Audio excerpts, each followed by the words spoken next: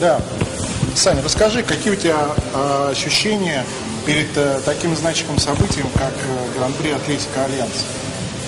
Какие ощущения? Ну, беспокойство, максимальная собранность.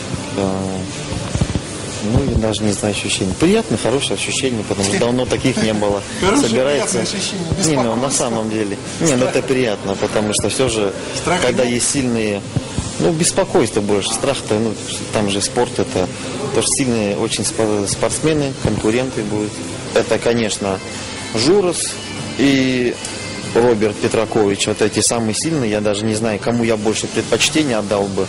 Потому что те и те хорошие. Давно Журуса не видел. Тоже не могу ошибиться, кто из них получше. Надо просто смотреть. Потому что по мне они одинакового уровня. Все же абсолютные чемпионы мира. Это о многом говорит. Ну, я думаю, если Журос выступает, то он всегда выходит в хорошей форме. Причем он прибавляет. Поэтому я не думаю, что если Журос будет выступать, он будет выступать в какой-то не очень приятной форме. Объемы я сопоставить не могу с ними, потому что слишком сильный уровень у них. Они весят, я думаю, килограмм на 15 как минимум тяжелее, чем я. Если у меня вес будет где-то 88 килограмм, то я думаю, у того же Роберта будет минимум 105 килограммов, может даже и больше. У Журуса тем более больше. Самое главное, что он в весе прибавил, если прибавил, то совсем немножко. То есть на чемпионате города он выступал там 88,5 килограммов. То есть где-то везде вес у него не превышает, на всех стартах не превышает 90 килограмм. Но визуально, это опять-таки не мое, а общее мнение специалистов, экспертов, фанатов. Визуально он кажется прибавившим килограмм 5 по сравнению со своими предыдущими выступлениями. То есть он смотрится очень большим, глубоким. Ну, то есть глубокое разделение между мышечными волокнами проработанным. А если прибавить к этому, что он сохранил, даже улучшил свои изумительные пропорции, у него предельный рельеф, вот, то, конечно, это такая просто термоядерная смесь. Ну, я думаю, если учесть тех, кто будет выступать на предстоящем турнире Атлетико Альянс, то я считаю, что в тройке может быть Александр Кадзоев, может быть в тройке.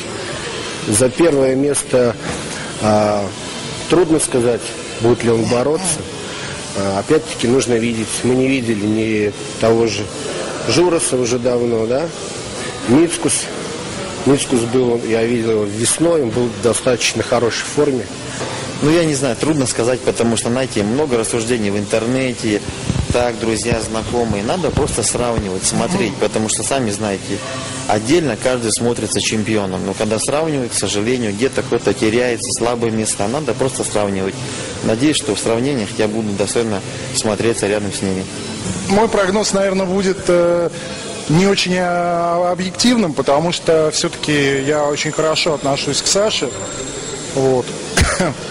Можно сказать, что у нас дружеские отношения. Поэтому, конечно, мне хотелось бы, чтобы он выступил как можно лучше. Я все-таки верю, что ему по силам обыграть и Мицкуса, и Петраковича. Вот. Единственная темная лошадка — это Олега Журос, который не выступал с чемпионата мира 2004 года. Трудно предсказать просто, как он будет выглядеть. Поэтому я думаю, что с учетом всего вышесказанного, Саня должен быть в двойке. Я бы так хотел, скажем так, первый, второй. Вот так.